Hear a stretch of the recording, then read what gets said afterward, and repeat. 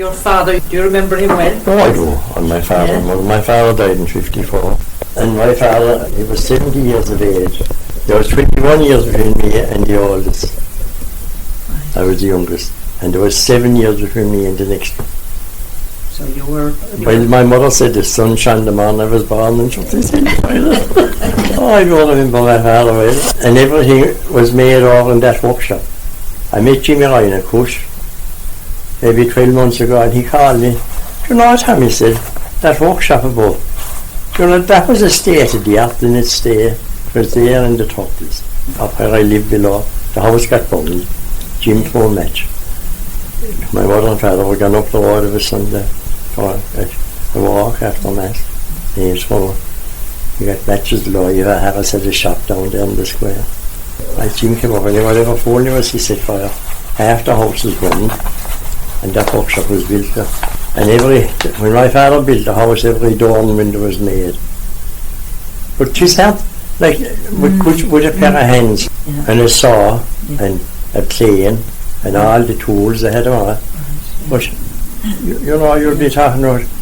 And he built quite a number of the buildings in the town, didn't he? He did, the barrack, and the take was built with a flat roof in it, so they could extend it, and it was like everything else. When they came up from Kilfinane to go to the thing. And then when they got big, instead of putting on the second building, story, they went down to Kilfinane and built. And so that closed it. He built part of the convent as well, didn't he? In 1920. Is it 26 he built. The nuns came in a pony and car to Matt Coughlin's, a donkey in car in the station, up to Matt Coughlin's. The priory, that's where they came. Right. And then Barry Welch and Kilmallock built the convent. And then my father built the school. And it was classrooms, a beautiful building, and all pitch pine door, but that was the way it was then. They came in then, the ones out the country, they stayed in houses around the town. Katie Kenny was down there in the square, she kept them. And there was a man called Owen Callahan and his wife, they had no family, and they lived below her. Donny Sullivan used to live in Kathleen, but they kept lodgers. They kept the school.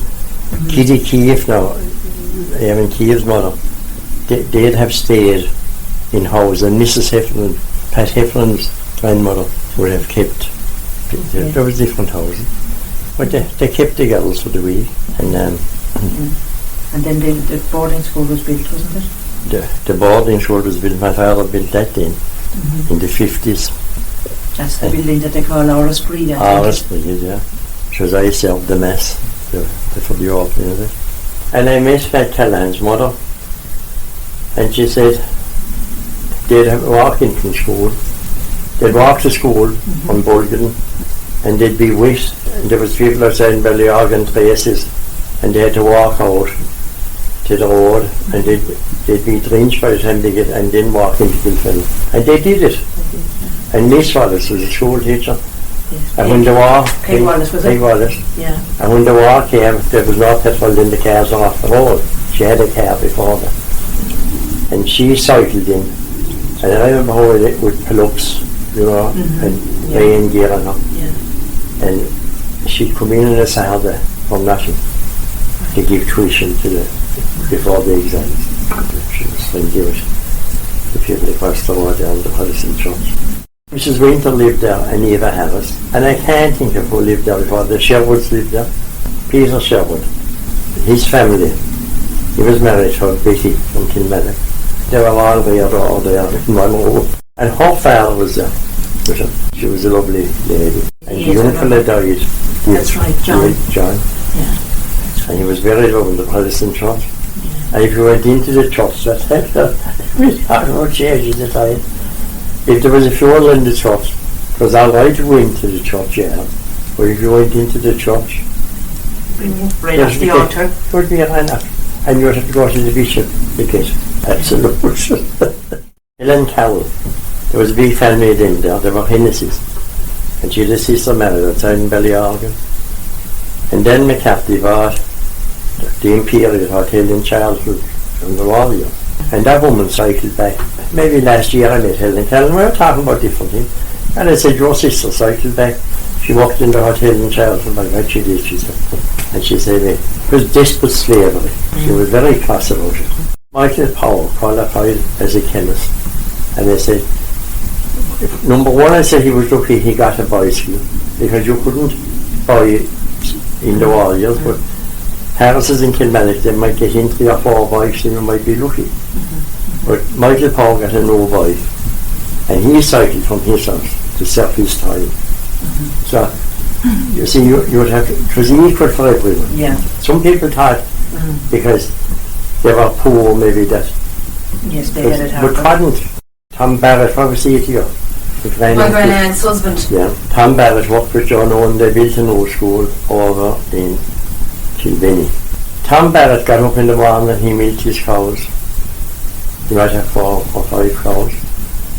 Cycles from Kilfinane, well back in Kilfinane, on to our party to Kilfinane, Kilfinane to Mitchelstown, and over to Kilfinane. And that's a fact of life now. And in the Warriors, with the pony and trap, with the pony we bringing, my father built a wing onto the convent in hospital, and the pony would be taken up and down Central at the cycle. It was the same. But by God, Tom Barrett come home then at night and cycle. There was a few bad hills when you'd be up in the court outside and up on our path up to the but that was it. They did that day in, day out. There were hard times of the Warriors.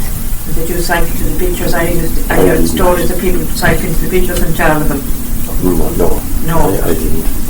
I never went to the beaches in Charlton until I fell in love.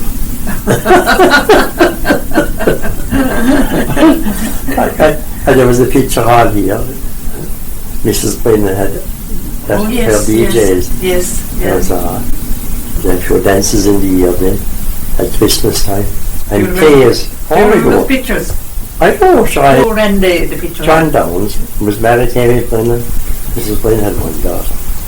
I had an ad on her for the garage. You know, people had ads on that. Okay. Yeah. Did Charlie Fizzell run the that was before that he had some kind of a magic lantern. And we had one. And you would put in slides. That would be different. But they had a water filler. That was nice. They had it behind them colour that had a thrown out butter and that. Yes, yeah. And knocked the candle and bunged them up. That's right. And that's beautiful. Over 40 people were there. Oh, Yeah. Father O'Sullivan, he was a curator. And his grandmother she was in the But the rest of your family then, because I remember Mikey was a great he was. He was gifted man, wasn't he? There was a big family at my father's side too. And they were all drunkards. He was the only one that didn't drink. In your father's side? Yeah, and they went to America and I met people. They were all outstanding trades.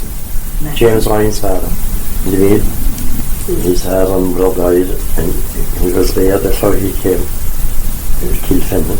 Where James Ryan and yourself were we were first cousins. Yeah. And James's father was in America, was he?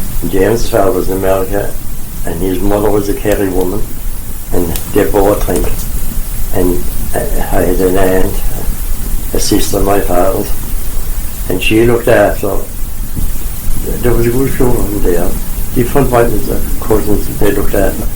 James was 4, and they were to my mother, and I would she take? And she said she would. And when he came home, then my aunt had no family, and she was a sister. Peach Torben was a sister, my father. You see, that was a great business that time. The mill was great in Finland. And I remember when the mill opened, then Shaughnessy opened it. There was compulsory tillage. That was again during the war, wasn't it? Yeah. Got it going. There was nothing as buying holidays young for little people had no money, and you wouldn't get holidays to buy like that. And you would walk hunting on a Sunday, and you'd see a nice bit of ash, and you'd walk that night and cut it. And you'd put a pedeta stick in the top of the saw, or it wouldn't make noise, and you wouldn't hear the vibration. You'd take it down then to McCaffrey's there, the mill is ready, and they'd a saw in, and they crushed the oats, and they'd cut the hole inch and you shake it out yourself, then you patch it in your chair. Did you play hurling? I did. And I won a South final in 1950. Very good. I won medal. Very good. It was one of the best days of my life. Who else was on the team? Do you remember? Oh, I don't know. Lee McCarthy and one of the McNamees, and there was a Pellerin and you got very strict. And it was all these, all days. They won 48, 49, 50. Three South finals in a row. 48, And I was in the 1950. I was in the 49 row. But I broke my thumb and I went playing tennis in the field. And what position did you play? Right hand back. They were busy men, weren't they? They were busy men. There was a day in the month when they'd bend the wheels. And I saw my father making wheels. A skill in itself. The wheels for cats. Yes. For wheels and traps. And the body and make a trap and make cars. And as I said, every door and window, everything I was done by hand. And we had a block machine over the yard. And the gravel would be drawn out of the pit, Darrell's pit, or Delvin's. And Joe Kelly had a pit. But it was all concrete before that. There was no blocks. Blocks came like in the late 40s. You had the carpenter and you had the blacksmith.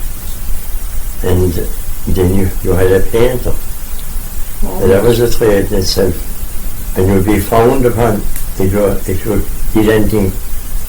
Like if a carpenter painted, that wouldn't be on it all. You had their own trade. And a wheelwright, you had fellas that just made wheels. They had a little axle there, you put a wheel on it, spin it, and a free hand he'd put on the stripes and the wheel.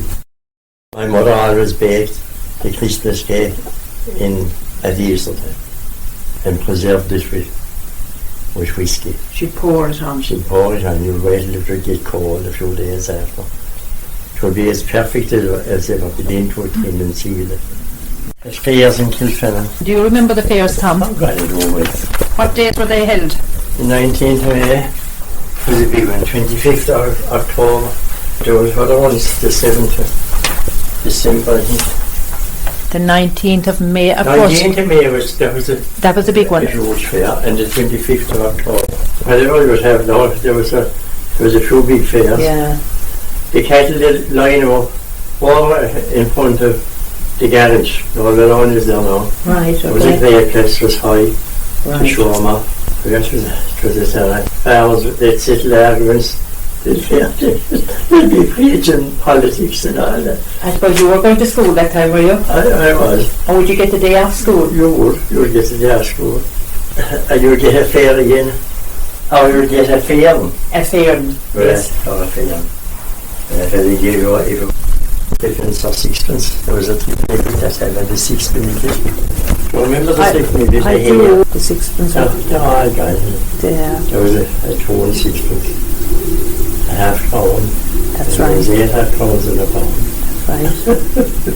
And the 10 shilling note. And the 10 shilling note, yeah. You had a lot of money if you had a 10 shilling note. I had a lot of money for the 10 shilling note. And we were talking about that. Now, one thing is when you went back to another. I was very young then, and I was up the fields with the old dog, up the mountain. Right. Down mountain to be hard for us. I came home anyhow, and just about it, Lisa McGrath had your own father came on in a bike. Right. He was going up home. He said to me, were you out hunting? I was. Were you up the mountain? I was. Did you see a horse? I did, I said. He's dead about a little then. And he put his hand in his pocket and he gave me a tincture of milk. They were related to Jockey on the mountain, and the horse went missing. But sure, there was 111 acres in the mountain. I used to stumble across. I was only a young lad, 9 or 10. Out hunting with your dog. Yeah. But I just came across the horse. They had been looking for him and couldn't find him. I got that. Was that the first 10 shilling note you ever got? I don't know. What did you do with it? When I got my first reward, there was a lady, she was Scottish, Mrs. Murphy. And her husband was a technical teacher, a woodwork teacher down the tea. And Was she Alice? Alice? Alice Murphy. Yes. She taught me up half of it. And she gave me £1 and I put it into the post office. It was back in 1940. Good My news. first communion. Do you remember your first communion day? They was give a cup of tea below in the school. The war was on. Things were bad. But they gave no tea then, you see, the war was on. Alright, he was scarce of course. You couldn't get it. Yeah. You would have a tension in the north, now probably you would have 100 tension in the north. And you wouldn't get it, you could. Oh, it was really bad. Water and time, that's up and all ration.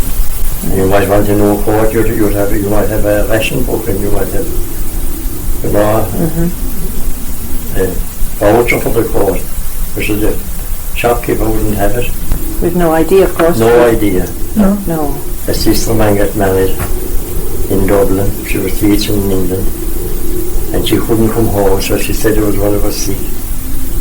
Right. That's how she got home. Right. And she got married. And my father went to the old court and he couldn't get it. And Mikey Heffernan said he turned the court inside out. And I ripped it with a razor blade. Mikey Heffernan was a little tailor below offices. Oh, he was. Down the school lane, wasn't it? He sent me back to Francis Hospital one day. They'd get cigarettes once a month or a few things like that, you know. And he wanted a packet of cigarettes. And he wrote a note at Francis Hospital. Yeah. And then he signed it, Michael Heffernan, tailor and mantle maker. I didn't know what it meant. You always had an interest in the horses, hadn't you, Tom? I had. There was no. You learn. You just learn how to ride an old horse bareback, and you get the balance, and that would help you for the rest of your life, like cycling a bike. Very same thing.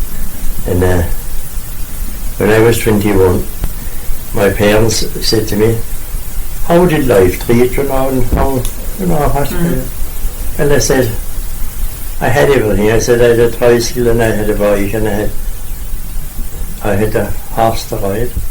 But I said I had no saddle. It was the only thing I hadn't. Yes, okay. And you got the saddle, did you? I sure I did in my own time. I suppose you had regular visits to the forge then to get the horse to Oh yeah, Paddy Halpin then. Jim Cran was there in the early time, and then Paddy Halpin. He spent years in England, and he came home then. Himself, Michael O'Donnell, went back to England. I think Michael O'Donnell travelled a lot, in the 150. That's right, yeah. He travelled Europe. He did, yeah, he did. Paddy Halpin came back then. He opened at the back of the hotel, and he was the one show the horses and all that. Yeah. And that was they were all top class players, but everything had to be done properly. Or they'd make the show. Now you buy shows, but they made them that, and every bit of that. And people would win then, and they'd get the pony shot, and they'd let a pint. There'd be always something left for the blacksmith inside the hotel, the price of a pint. Would Paddy have either? No, he would. Oh, God, he would. Would he? I don't know that now. He wouldn't. This was in later years. So yeah, he was down below. It was fantastic to see. And he made all the tongues that he had. But it was so busy one time back in the 30s and the early 40s. You couldn't get stuffed in. When the war came out, you couldn't get the makings of a trap. We had a big coach building business going in the 30s. And there was no cars or anything then. We had a forge as well then. The Halpin's father worked in it. And the Hannons, Johnny Hannons people, they were blacksmiths. The lamp holder in the trap, they were all made in the forge. And the springs and I'm the owners, you know, in the common cars.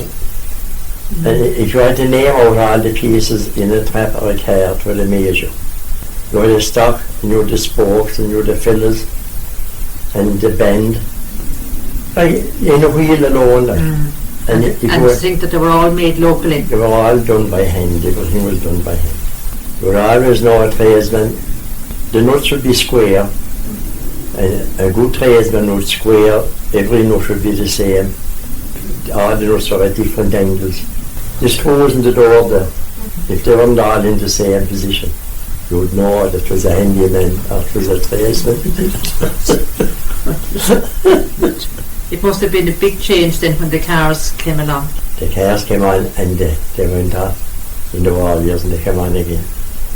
And the new car was, there was 3 or 4, a Volkswagen, a Morris Minor and an A40, like that. 499 to maybe 510 pounds. And when the war was over, all the farmers had money because they couldn't spend it. But before the war, they would have been poor enough. Yes, because the 30s were here. They were, Yeah. terrible hard times. Yeah. And they had everything to win to any place. Oh yes, and the young fellas around the town, they'd work for farmers then when they leave school. 12 or 14 pounds a year. Well, they'd get meat coming home and they'd get potatoes and cabbage and a bit of bacon. So, and people that had 7 or 8 cows, they could afford a servant body. They had full and plenty, they had their own meat, they had vegetables, cabbage and turnips and carrots and everything. Of course, they needed the help for the gardens. And they needed the help, and they went down their knees to weed the turnips. Yeah. And then a lot of young ones after school and young ones, where there'd be acres of them, they'd get so much a day to kneel down and clean your tuppence. And you would be kneeling and pulling, tinning is the one. Tinning turnips. Tinning, yeah. Yeah. They were all happy. And everybody, you would go into a house and you'd get a cup of tea and they were all able to bake white and brown bread. It would be just in a festival.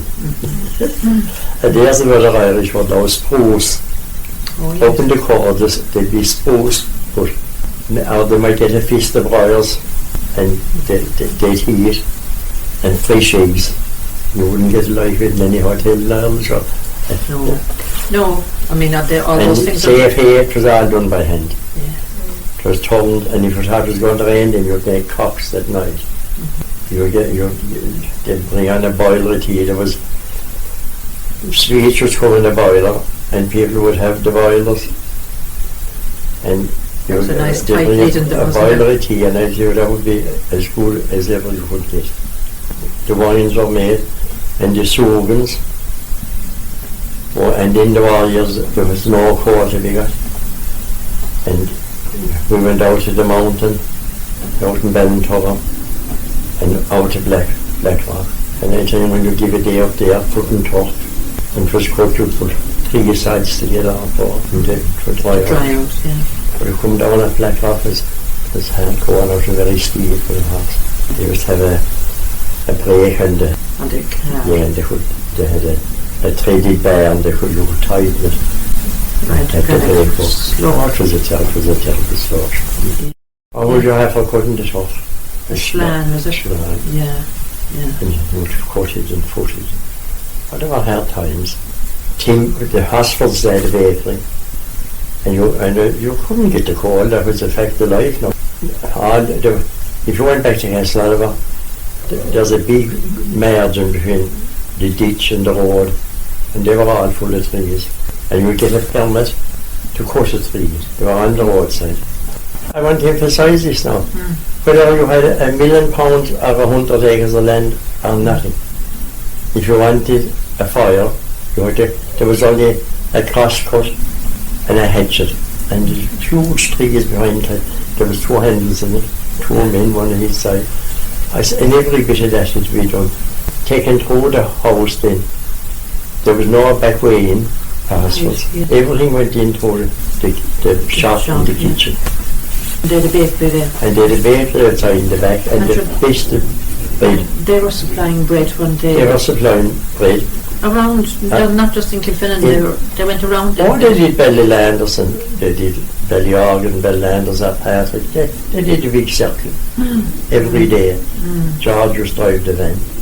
And they had a horse and a covered in wagon. And Davy Quishover, he was coming in the donkey and car, his father, his uncle. They had a shop over there. There was plain loaves. They'd be about that weight. And there'd be 13 of them, I think. What is it? That's right, a baker's dozen. A baker's dozen. But to be that lint, and they throw them up in the car, they're talking about hygiene. And they were lovely when they were fresh, weren't They they? were lovely. And there was a lovely crust in them. And the Kellys had a bakery down there. And Mrs. Kelly, I think she was Williams from our party.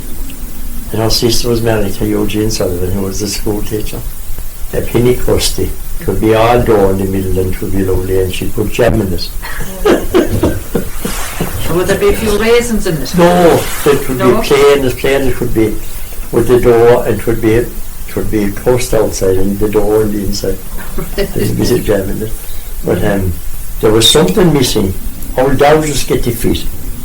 If you're an old terrier or a greyhound, I used to go mad. They'd get a fit and take off. Just go mad, and that could last. They could die in the fit, or they might get out of it. But whatever was missing, They're died. and it was hard to get it was hard to get the flour. It was hard to get everything. My mother, when the war broke out, my mother had a big bag of flour, a tea chest of tea, and a bag of sugar. For Christmas and Easter, we always had plenty. Like she'd bake buns, which was all spared for the, or if there was visitors coming out. Which were, and and they got 2 or 3 ton of coal. It was great coal. It would widen the range. We're talking an awful lot about what people used to do for work.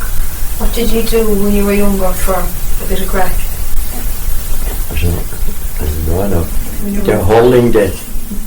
Just take holding the law now. There was only a fair field about. Yeah. And that field now should be preserved no matter what anybody wants to do. That was the fair field in the town. And when the circus came, they were able to pull in there. And it was used there a few years ago for a helicopter. No, but it is important now. It's about build. There's plenty of place to build houses besides above in that fair field.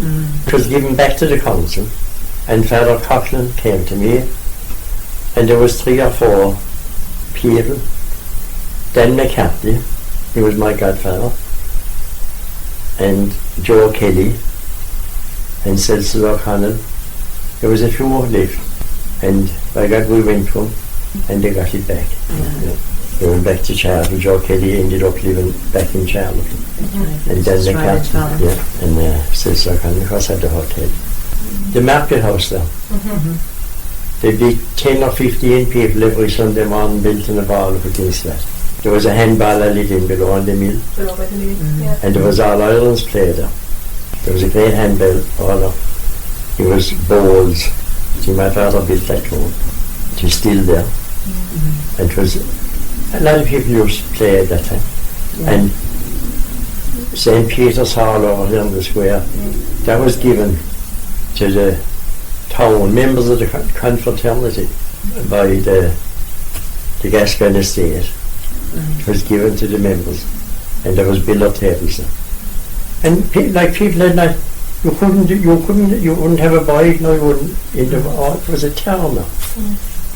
They'd play billiards there, a lot of people did, a lot of young fellas, they'd work for the farmers, but to kill the night, they'd come in there and play billiards and cards. There was a man named Tixton, and he looked after it, and then Mighty Connors looked after it.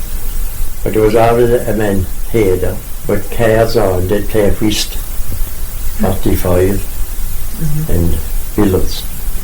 It would be full every night and every Sunday.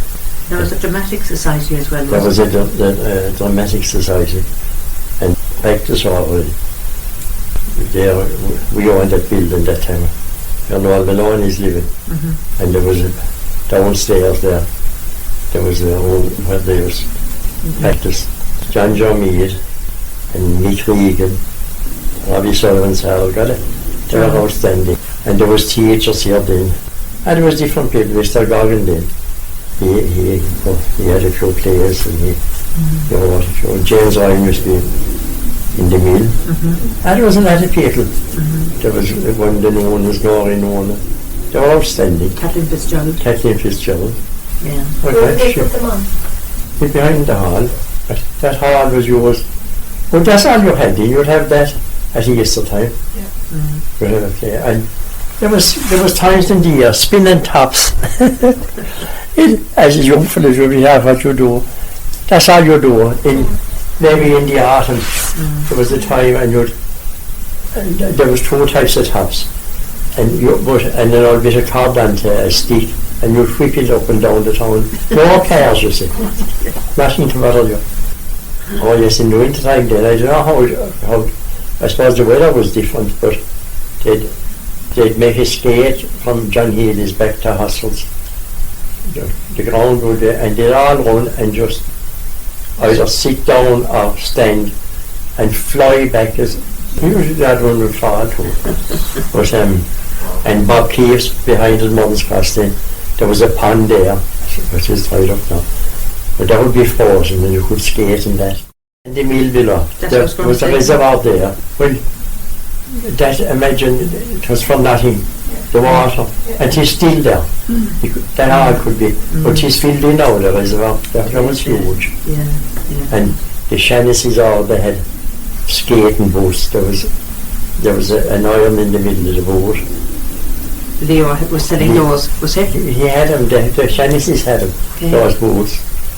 For skating in the, could be very, sure they could be as thick as the guys they were.